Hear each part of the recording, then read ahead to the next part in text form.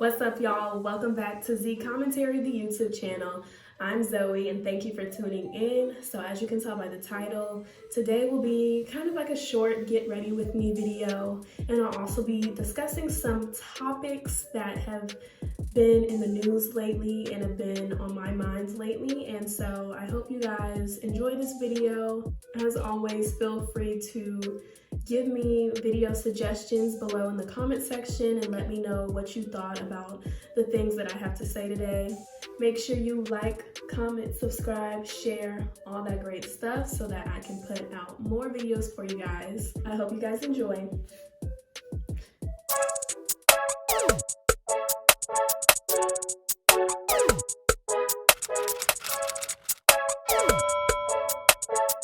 We're gonna be filming a get ready with me today. I wanted to do something to my hair. It's a 9-day-old silk press. I think I'm gonna do a top bun.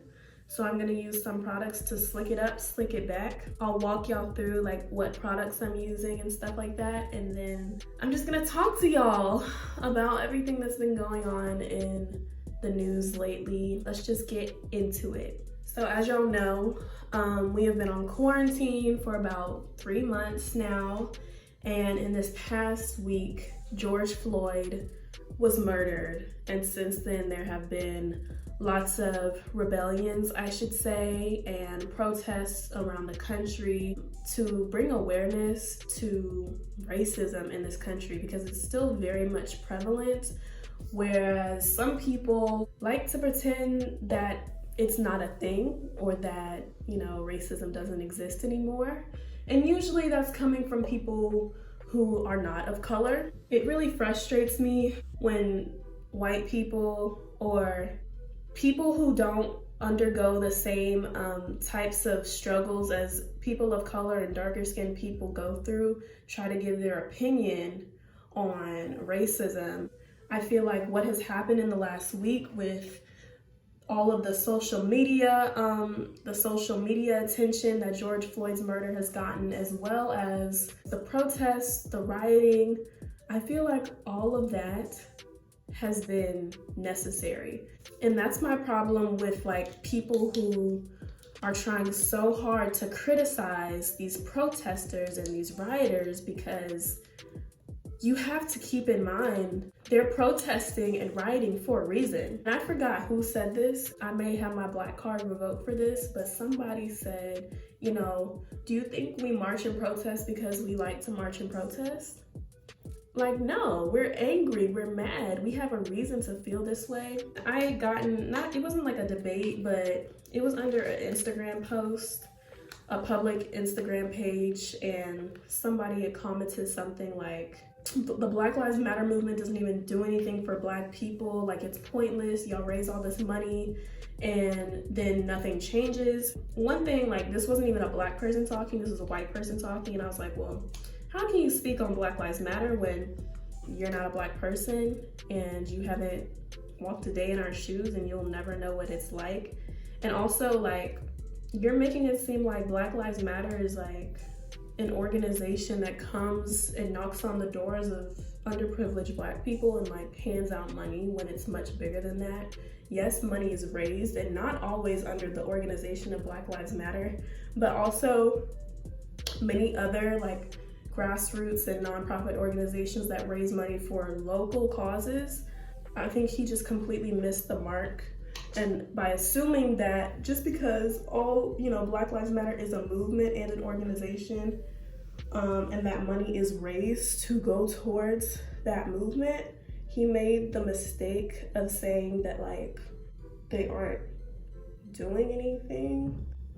But by the mere fact that you're even talking about Black Lives Matter, the Black Lives Matter movement, and that you know about it, shows that it has an effect, because people are aware of the issue, whether or not they choose to support it, whether or not they really believe that Black Lives Matter or not.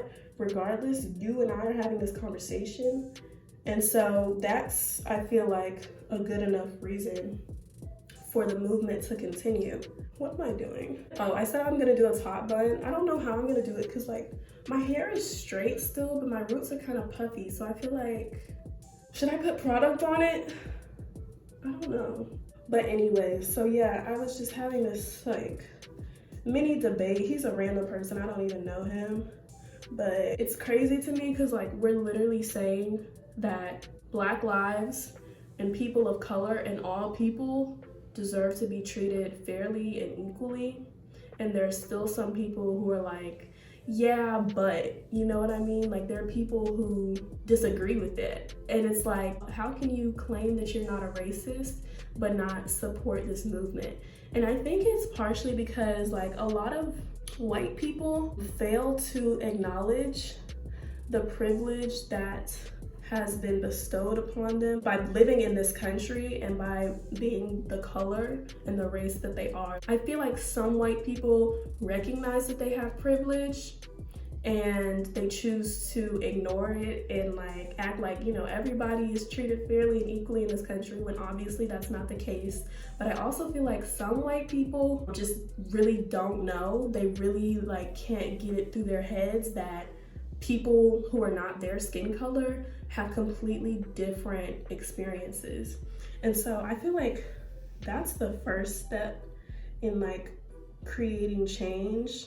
And that's why like the good white people out there who understand their privilege, recognize that people of color do not have the same like access and benefits that this country has to offer because of the color of their skin. It's good that those white people teach their children the difference between right and wrong versus a white person who chooses to remain ignorant and oblivious to the larger issue.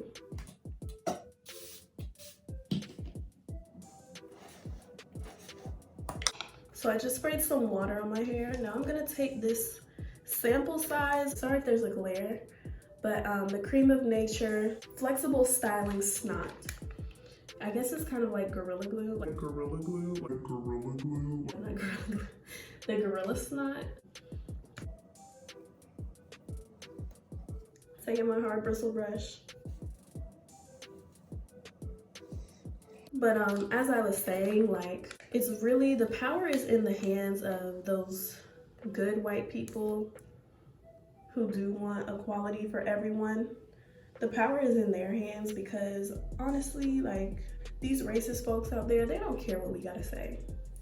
They don't want to hear it from Black people or other people of color because they're stubborn and they're stuck in their ways. So at least for this generation, the power lies in those good white people who can maybe have an influence on their peers or their family members who have outdated and prejudiced points of view. You know what I mean? I saw this video on Instagram of this white girl. She looked like she was probably a teenager, and she was basically like having a debate with her parents over everything that was going on. And it really meant a lot to me to see that, because I felt like, you know, that's pretty brave to educate your parents in that way. Oftentimes I'm having to educate my parents, not on issues of race, but on, you know, certain stuff, just because older generations, they have different perspectives. And so I feel like as a young white person who's grown up in a house of racial prejudice and racism, most likely, that was very brave of her to attempt to educate her parents despite how stubborn and closed-minded they wanted to be. We need to see more of that, not necessarily like blasted all over the internet, but if you're a white person and you have opinions on stuff like this, it's really your job to educate those around you who don't know, you know? I also saw this video of this Republican. I'm not gonna mention her name simply because she doesn't deserve that, but I just feel like basically she had posted something and she was frustrated that George Floyd had been turned into a martyr for like the Black race. That was like kind of the analogy that she made. She didn't like that he was being revered and shown all this respect, I guess, simply because he had a criminal past, most of which were like drug charges. But my frustration with her was that she was a Black female and she had such like a whitewash perspective of everything that was going on, and basically criticizing the majority of her own race for speaking out on what is literally an epidemic, a pandemic in itself. You know what I mean? Like, racism is an issue, and if you're getting mad because people are showing love for George Floyd, because people are giving him this attention and this respect that he deserves. I mean, just because someone has a criminal past does not mean that they are awful people. I feel like criminals, especially Black criminals, are given a false like label, and the entire criminal justice system, as we know, or as we should know, is corrupt and is unfair to Black people and people of color. So like, for you to have such strong opinions just because he had a criminal past and you don't think that he deserves to be memorialized and respected, because at the time of his death on those streets of Minneapolis, he was not given any respect, any dignity. So I feel like for you to be mad that people are showing him this respect, this is a man, again, who had a mother, who had siblings, who had children, and you're saying that he doesn't deserve to be memorialized simply because he had a criminal past. Like, you just need to seek like deeper help, I feel like, in that case, because girl. But that's besides the point. Ultimately, she's not the only person that feels that way. It's just more frustrating because she's a woman and a person of color, and she speaks down on her race, her own race, so often that it's just kind of like concerning. People like that, I feel like, need to be checked on, like real talk. Y'all, I really don't know what I'm doing with my hair right now. I don't know what I'm doing. I really don't. Okay, I'm gonna try to like sweep the sides up and get it into this ponytail.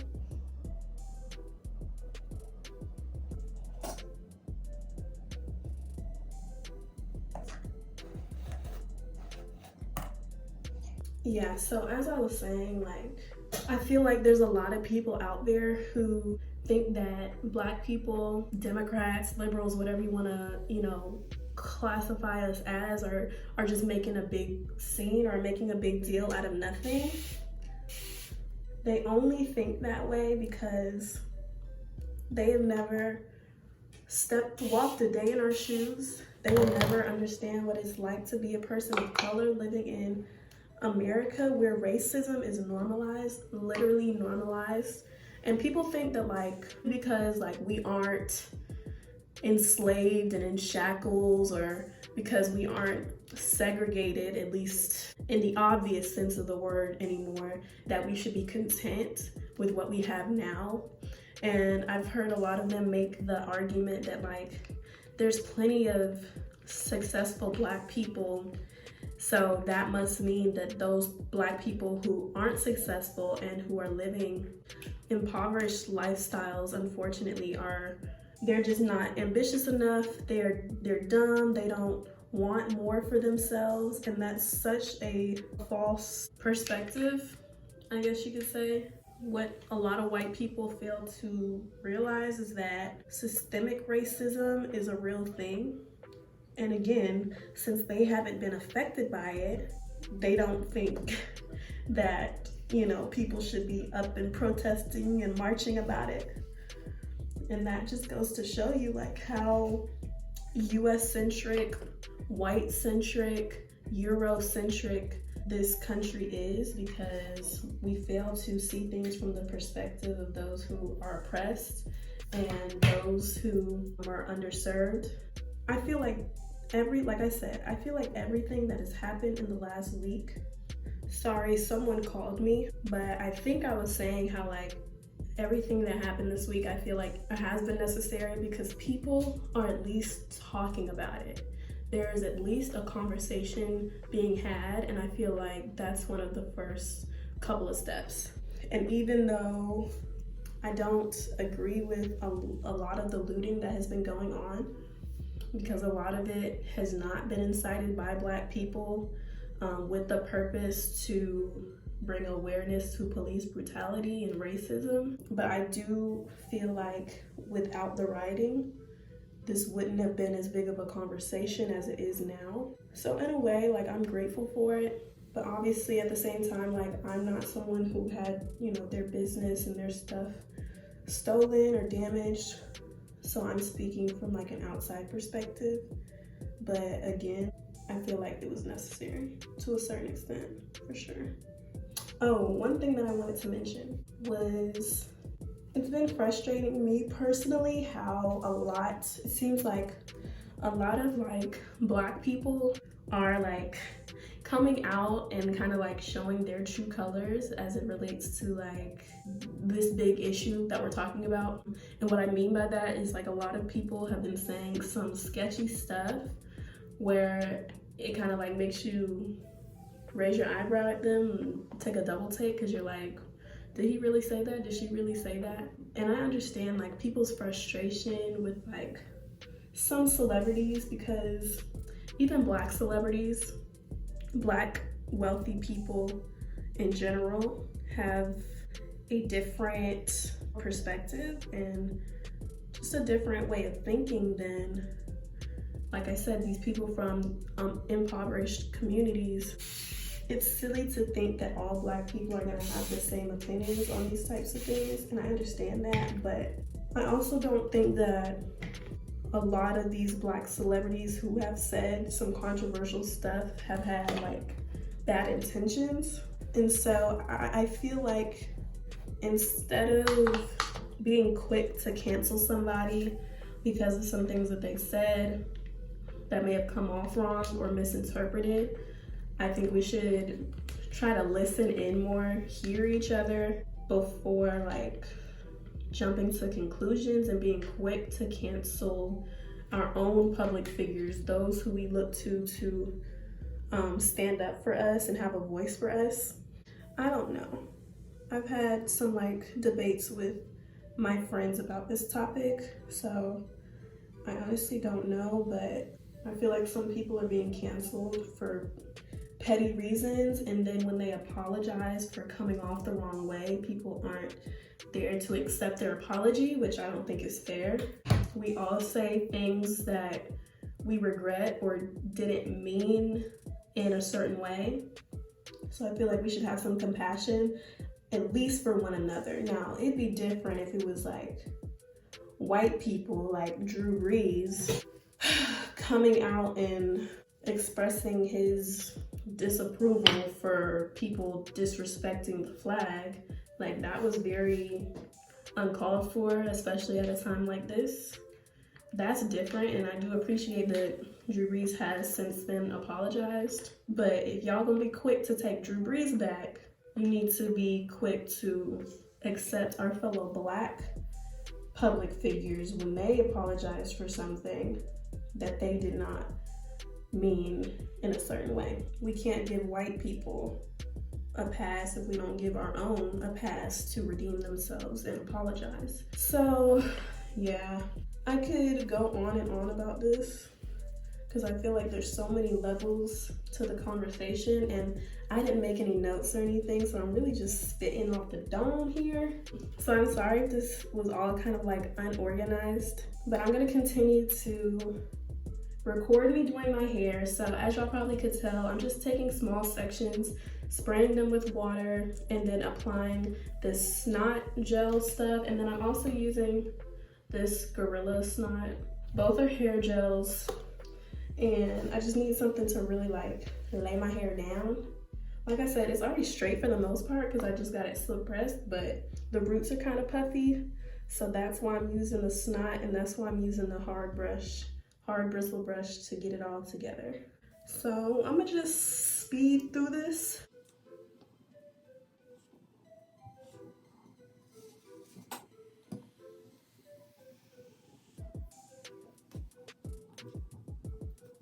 I did the rest of the sections, sprayed them with water, and then put the gel on them. And then I put my wrap on my head so that my edges can try to lay flat as best as possible. So I decided that I'm gonna do a bun, and I'm adding extra hair. This is some synthetic curly hair that I got from the beauty supply store. I don't remember the name, but if I figure it out, I'll mention it in the description box below. But so as you can tell, there's a band on the end of it for me to wrap around my ponytail, my little bun that I made up here. This is what I'm doing to make a bun. I wrapped the hair tie around the hair, and now I'm gonna take the tie and put it around my own hair. Make sure you have some bobby pins for this. So I'm gonna take the synthetic hair and put it over my real bun. And I'm just gonna try to hide my real bun because it's gonna serve as the foundation. So I'm taking a bobby pin and pinning this first part right here. And now I'm just going to wrap the bun around and bobby pin as I go.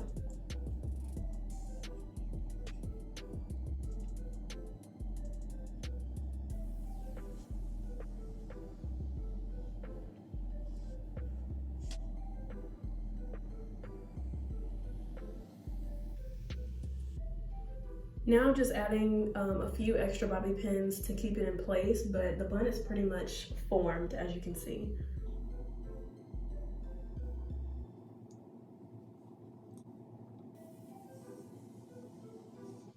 Okay, so I'm gonna sit with this with the scarf on my head for a little while before I have to go. But then I'll take it off and show y'all what it's looking like when I'm done.